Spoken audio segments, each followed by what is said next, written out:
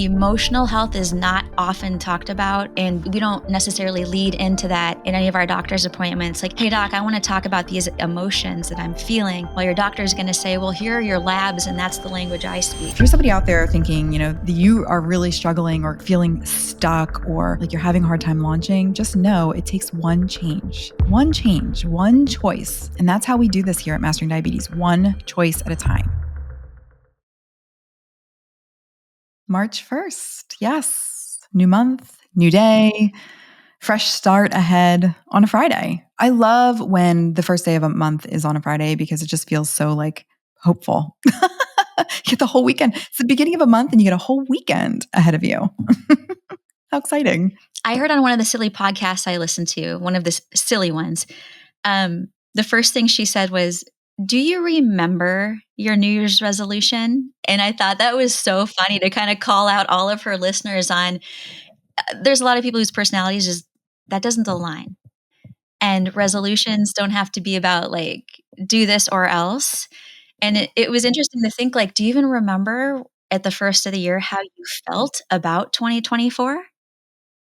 I feel like everyone I know has been sick over the last 4 to 8 weeks with a cold, so I don't think anyone wanted that to happen.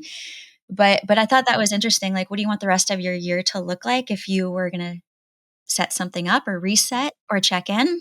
Totally. The first of a month is always like such a great opportunity for that. I've always connected with that too. Like, okay, well, what am I looking to bring into this month that was working for last month? Or what would I like to see different at the end of this month? Or some people may call that a resolution or an intention or whatever it feels good for you. But calling out if you are somebody who made a New Year's resolution, like, where are you in that path? And the first of the month, it seems like such a good like timestamp of that, right? Like, okay, let's do monthly check-ins on that resolution and see how have I made it? What progress have I made to that goal, or what do I need to modify so that I can accomplish that?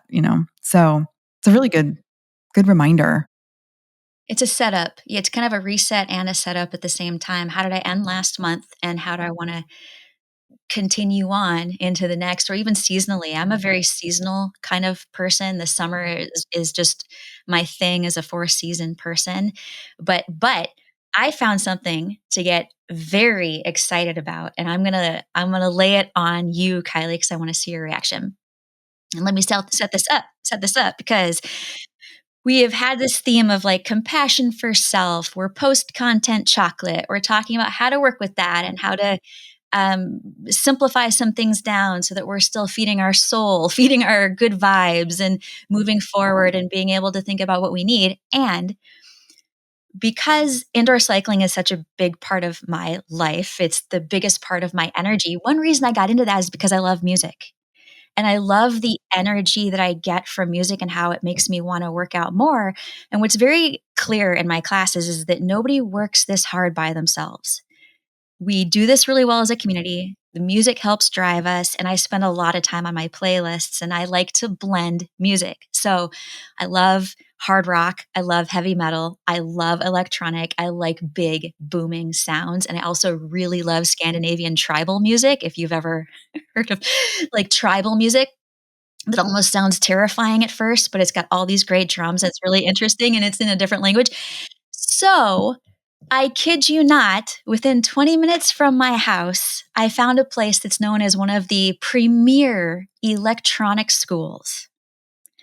It's an electronic music school where it pretty much says, show up with your computer and creativity, and we will teach you the basics as to how to mix your own music and create your own sounds. And I was like, through my skin, like, and I'm texting some of my friends from class, and I'm like, this is it. This is my moment. I can live out my dreams as a world famous international DJ / indoor cycling instructor and make all my own sounds, and I can do all the blending I've always wanted to do. And here I am, like, so funny. And I just thought, what's holding me back? Like, this is something I thought I could never do. I mean, everybody has one of those things. I could never do that. I'm not cool enough to go and learn how to mix electronic music. And maybe a couple of months from now, I'll come on the podcast and be like, yeah, that was a crash and a burn because I stink at it. But at least I tried. At least I went for it. At least I tried to learn, to see, and pursue, and I'm big on that. I'm really good at failure. I'm really good at trying stuff because I'm not happy if I don't at least find out if I can. If it's something I want. I think that's a really, really awesome, important element of self-care is do you pursue the things that you think are so wild and out there, but they'd like feed your soul. You got to try it just once. And what do you got to lose? And I think this is going to be my summer project is electronic. And so here's the next funny part is so what does my husband Tyler do? He pulls up a DJ name generator. Oh my gosh. Like an AI name generator? Yep. And it asks you some questions that you Okay. gotta put in about, like, silly stuff. "What's your favorite Yeah. animal?" "What if you" and I kid you not, I got DJ Boom Kitty. Oh my God. Wow. That is And so powerful. yeah. I mean, really, it just like hits all of the beats, like the drum, the boom of the bass, and the kitty cat that you love so all of your kitty cats. Well, yeah, and, like, do I look like DJ Boom Kitty? I don't know. I don't even know if I can make music on my own, but, I think you could I put you know little what's like a gonna little headband with cat ears and like whiskers on your cheeks. I think it could invite some really awful names that maybe I get called at that point, I mean, but I here's what think it's adorable. well, here's what's gonna happen is anyone that's listening right now, if you have an ideal DJ name from me, I won't answer to DJ Broccoli or DJ Fiber, that's all great and fun, but we are this is the other side of living out your plant-based dreams is could you throw a party and play really awesome music? And so, anyway, if you have an ideal DJ name for me, go for it. Yeah, send them in. Send us DJ names for Lauren. Well, I mean, first of all, I love this so much. I mean, you've talked so much about your spin classes, and of course, you're a spin instructor, so you are. That's one of the reasons why you're putting these songs and playlists together. And as a yoga teacher myself, like I know the power of really having the theme of your class like have the soundtrack to that, and like being able to put that all together, and you can really make some beautiful connections between the music and the activity. And it can be very inspiring to have the right soundtrack. So, I mean, the fact that you'd be putting your own heart and soul into the music just feels so right. Like it just makes it such a powerful, like just connection right there. So I love this for you. And I love that maybe you can put some music into the background of our podcast too. You can infuse some of your, you can come and put some of your tunes on our podcast. So far from that. We are so far from that. I have But dreams for you. I have plans for I your know. music. Well, and there are collaborations with Rooftop Yoga where you do yoga to a beat. Yeah. So this could Yeah, be you for and I sure. have a different collaboration. We could we That's a could whole do next some level. live Yeah, yoga electronic and yoga. oh my gosh. Well, and this all, I love that you've brought the connection to self-care and doing things that bring you joy, doing things that you love, that feed your soul, because that is such an important part of that, looking at that holistic lifestyle of, we can talk about it from the food point of view, what you nourish your body with, and from the, nourishing your body with the food and the activity and the lifestyle. But then also, what are you doing? What are the things that you're doing that bring you joy? And if, right now you're at a moment in your life where the seeking your best health is bringing you joy, and taking the steps to do that is bringing you joy, then great. Like, add more of that in, and bring more of that in. But if, you're feeling overwhelmed by the information, like we were talking about the content chocolate, where, you're feeding yourself so much information that it's a little overwhelming and you need to take a break, then, acknowledge that. And allow that frustration to pass. Allow yourself to stop and pause and like get out of that frustration. But, for you right now in this moment where you're approaching something that's like so exciting and so uplifting and so connected to the work that you're doing, outside of maybe coaching and mastering diabetes, that's so exciting. It's just like, it's really fun to think about what else could exist in your life, and that's awesome. It's a connection too. If people have a moment where you think back as to something that you had a dream. It doesn't have to be as dramatic as, "I had a dream of doing this once upon a time," but it's that's something I think I really would like doing, or, the job that you would do that you didn't get, that you would do without getting paid. I do think about things like that. If I didn't need to make money, what the heck would I be doing? And I know people don't even wanna even go there because it seems so unrealistic, but there is something about that that's like a checkpoint for, are you fulfilling some of the needs that you have to be happy?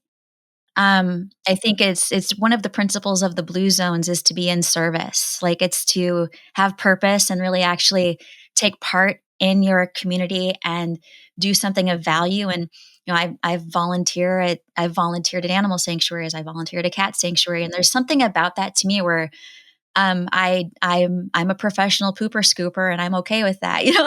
I love it. It's a bigger purpose. I feel like it's the right thing, and I hope that people recognize that that kind of dedication does add value to your life. And in whatever time you spend volunteering in service to something else, animal, human, whatever it may be, that's a minute that you don't spend catering to someone else, perhaps social media wise, or spending time on something that doesn't actually serve you. It will. Volunteering serves you as well. It serves your soul, and it feels right, and you can meet really cool people doing it that you didn't know you needed to have in your life. I've found that too, and those are sort of those extensions of self-care that have a ripple effect on the good decisions that you're making every day, but also the self-care, it being not a perfect science. There's not always perfect steps, perfect 1, 2, 3, 4 to get to the ultimate final finish line of everything's perfect now. It isn't a step by step by step. There's a number of things. We have to be able to be versatile, shift, change, adjust. Um, we could probably rattle off tips for days about how to do that, but the whole point is to simplify it, to not think so hard about everything all the time. Well, and, again, we're sort of like having this big talk about self-care, and then there's these little elements that come in. It's like self-care in the physical form, self-care in the mental, in our mental health, self-care in our emotional well-being, self-care in, like you're saying, community building and service to others. And when all of these things are aligned, we're not just of one being. We have our physical being, our mental, our emotional, our spiritual being. There's so many layers to ourselves. And I think a lot of people end up finding mastering diabetes and coming to this idea of learning about their health and wellness. And that's a very physical aspect of the lifestyle changes. And that's really important because it's a grounding place. Our physical being is very solid. It's like very present. We can feel ourselves. We can see ourselves. We can get our biometrics. We can look at our numbers and say, okay, well, where are they going? That's very tangible. And I think that's always a good place for people to start. That tends to draw people into this idea of lifestyle change. And again, you can kind of visualize, like you were mentioning before, having this vision for yourself in all different ways. Like, how do I visualize myself when I achieve my health goals? Like, what would my life look like? How would my life feel different? Or how would my body feel different if I'm able to accomplish A, B, C, or X, Y, Z? And having that vision for yourself can be so valuable for, okay, what do I need to do to get there? How do I simplify my day? How do I simplify the information I bring in? What are the steps that I can take right now to get to that ultimate vision for myself? And you're describing a vision for yourself as a DJ, right? Like, yeah, making your own music.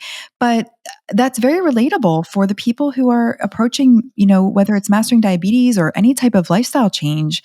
What is the vision for myself in the future? If you're living with diabetes and frustrated by your elevated blood glucose, or frustrated by feeling stuck in your day-to-day routines, the habits that are hard to break, what is that vision? And, what is one thing that you can do today? Just one thing that may look different than yesterday, that could feel different and help you move towards that vision of yourself.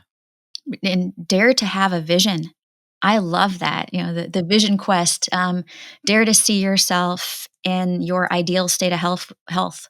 What does that actually look like? But big one is, what does it feel like? What does your ideal state of health feel like? Because we often live in the what I have to do, but it's often more about what we need for ourselves to get where we want to go. Not about here's what I have to do. I have to follow all these rules, but then that's where excuses can come in, kind of the self-sabotage of, well, 2 steps forward, but 3 steps back, and all I'm gonna focus on is the backwards. We keep moving forward. We keep focusing on one meal at a time, one exercise at a time, one day at a time, because these little positive actions, they can lead to huge positive changes as we track them going forward day over day. And yeah, the needs, daring to have that vision, daring to actually declare what you need versus what you think you have to do. Um, Getting out of the failure mentality is another thing about that, the self sabotage mindset. I know that's a really easy place to live in if you've been there for a really long time.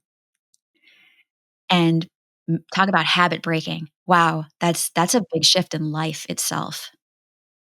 Well, and it's very ingrained in us in this idea of this perfect the perfect image of things, right? Like the perfectionism and failure are very highly connected, right? Like they're correlated. They're almost like the inverse of each other. That, if I can't achieve that perfect outcome, then I'm failing. Right. And it's not that black and white. There's so many versions of, what am I getting out of the experience that I'm on? Like I like to look at it rather than trial and failure. I like to look at it as trial and learning, or trial and error, trial and learning, because trial and learning means, okay, I've tried something on and I'm going to learn something from it. And even if that's not accomplishing your final goal in a period of time that you've established for yourself, what did I gain along the way? What steps have I been able to implement in my life? What changes have I been able to, maybe I've been able to just accomplish eating green light breakfast for a couple of weeks straight. And that is enough. That doesn't have to be like any mark of failure or perfectionism. It just is, right? It just is what it is. And that's where you are.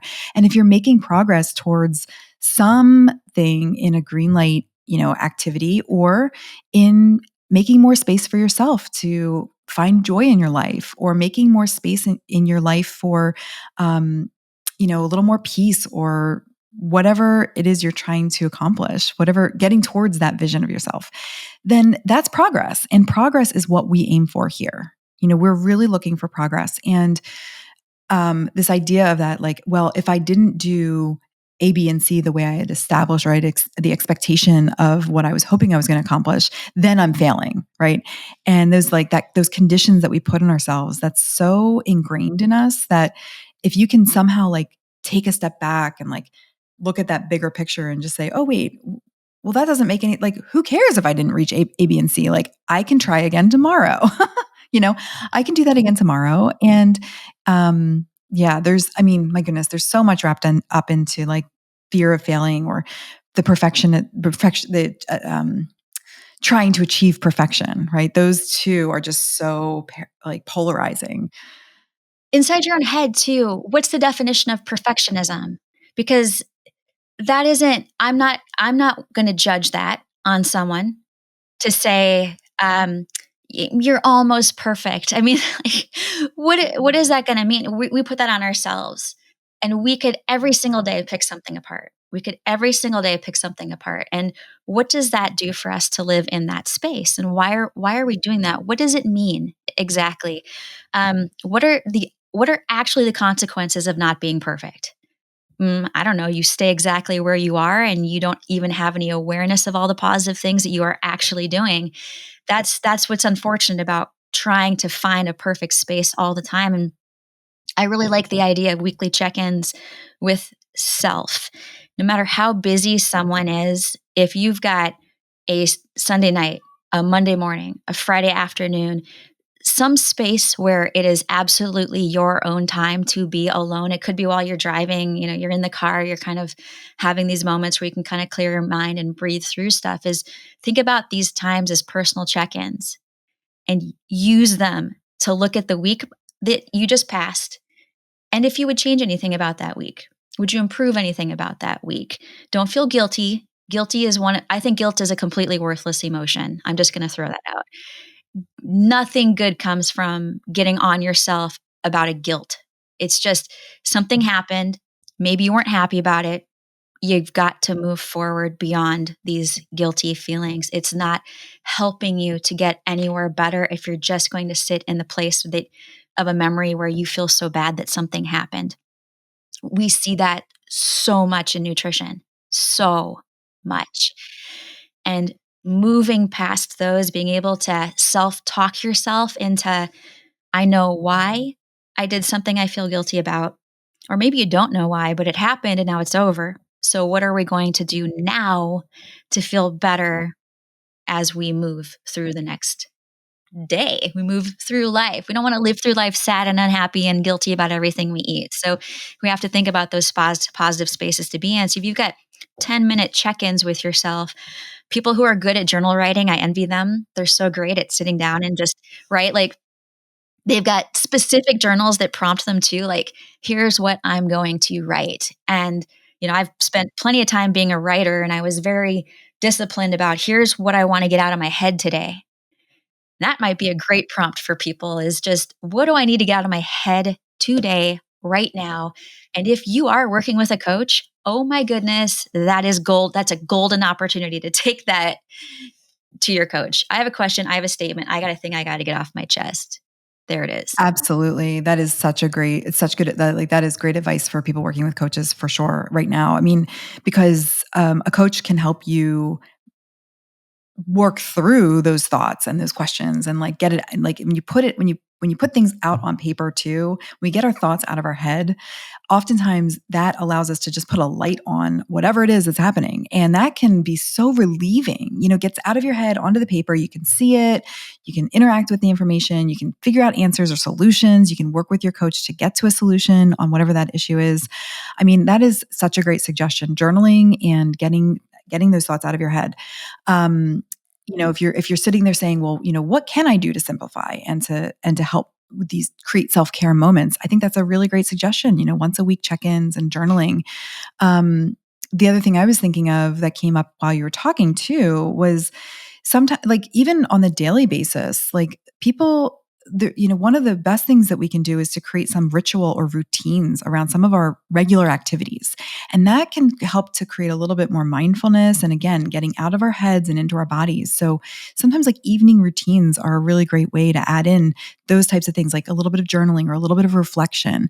It could be at a time when you're just like, washing the day away, or maybe you're washing your face or giving yourself a little like spa experience of some self-care, or just brushing your teeth at night, or whatever it is that you're doing in your evening routine.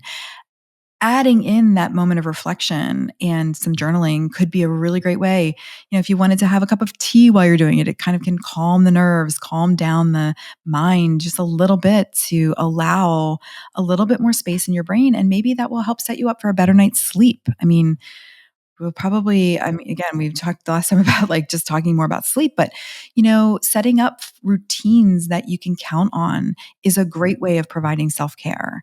That you have certain things in your life, in your day, that you rely on, which can help to ease anxiety about what's going to be next. Because you're like, oh, I have my morning routine. Oh, I have my evening routine. It's funny, I'm saying that out loud and I'm thinking about my 2-year-old who we're teaching about routines. Like, well, what's our morning routine, Indigo? We brush our teeth and we comb our hair. And, you know, it's in teaching that to her, I'm finding myself going, hey, what is my routine like? And where can I add some things in? Where do we show gratitude? Where do we show appreciation? Can we add that into our routine? And, she and I are working on a little bit of that.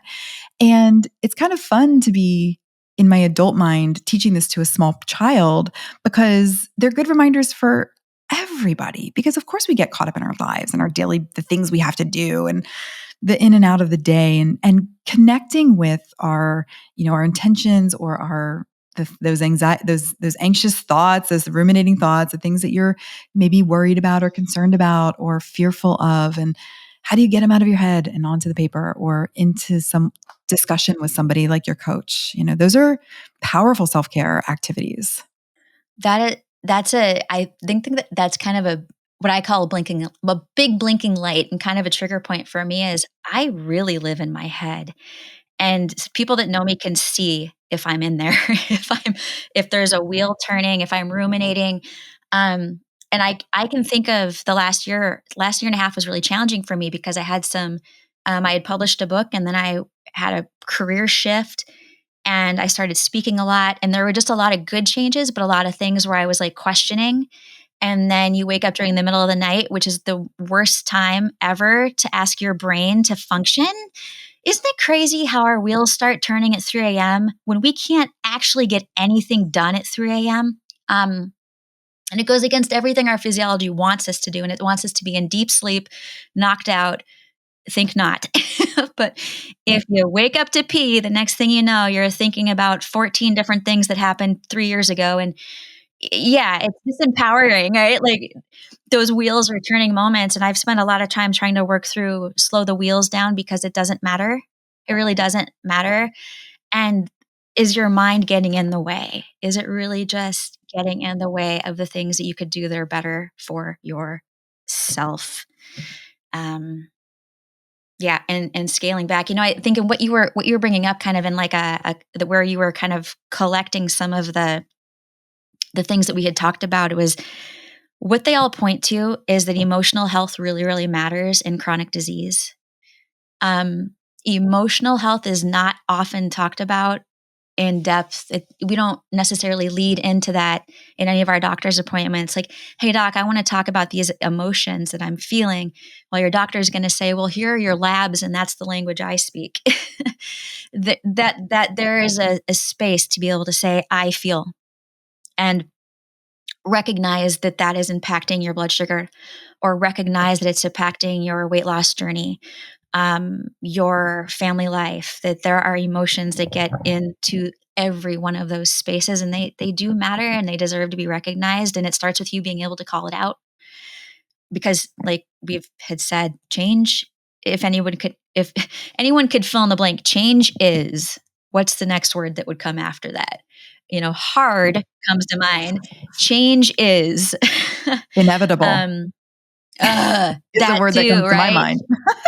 Yeah, change is not my nature, or I love change. I love versatility. Everybody kind of has a feeling about change.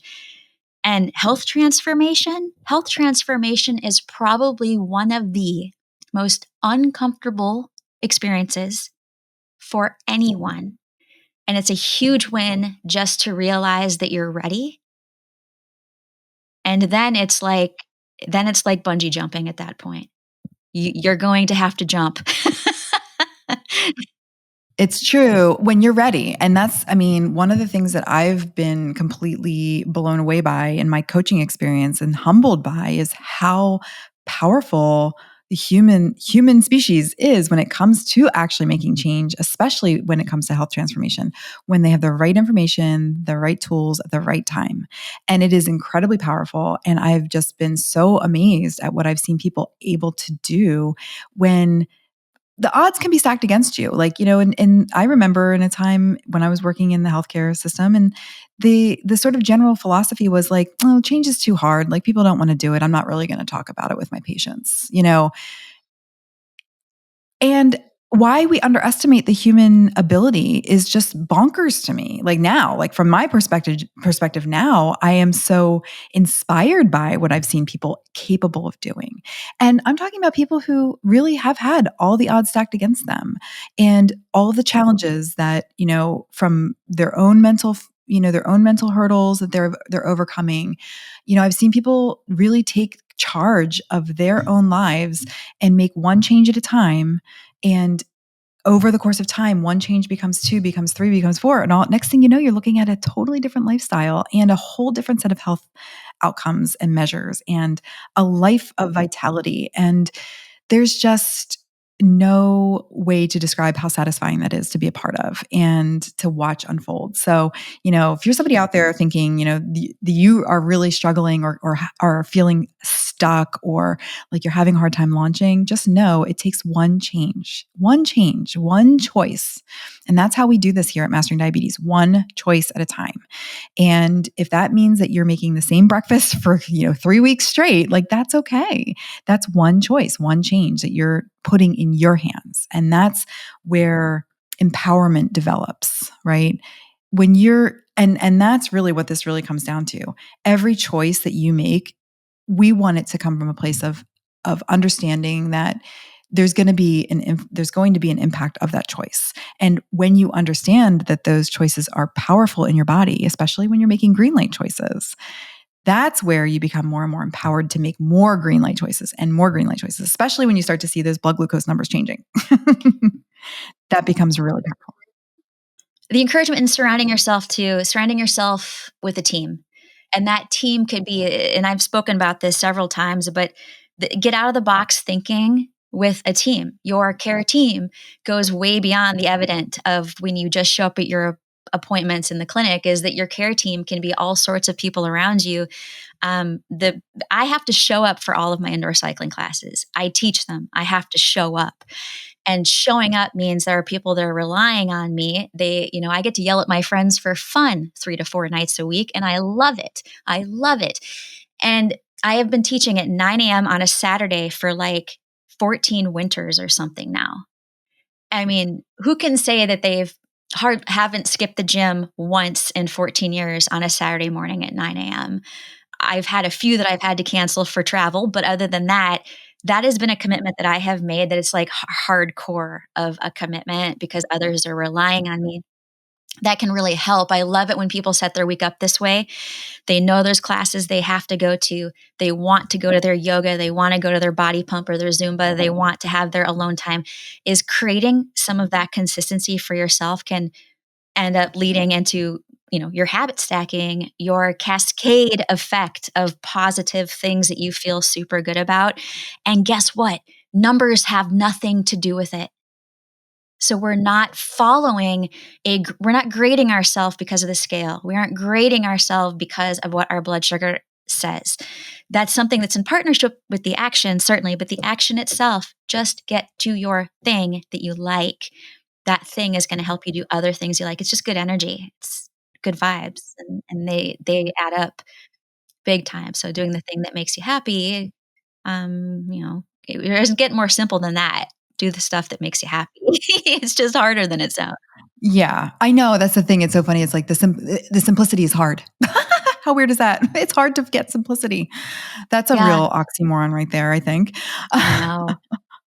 The word also, I think the word, if everybody feels like they have a word of the year, think about it, because I love the word transformation. I love, love, love that word because it doesn't have a one note to it. There's lots of different ways to think about, Yeah, it can go in what any direction. transforming, Yeah. yeah, what that could look like for you. So visualize it. If that's a word that resonates, then hey, what are you going to do next? Yeah. Ooh, I love that question. I mean, that could be something you could write into it. I also like the changes blank. I feel like if you want to write in and tell us what came to mind when you heard change is fill in the blank, write to us at team@masteringdiabetes.org. We'd love to hear it, and we'll see if we see any themes there. If you're writing in, we gave a couple of thoughts in our minds, but if you had a thought that popped in your mind about change is blank, let us know, because that is important to. If you have a love, do you have a love hate relationship with change? Like where is that in your life? Because that might be a good thing to check in on too, in terms of your readiness to make changes. If you don't like change.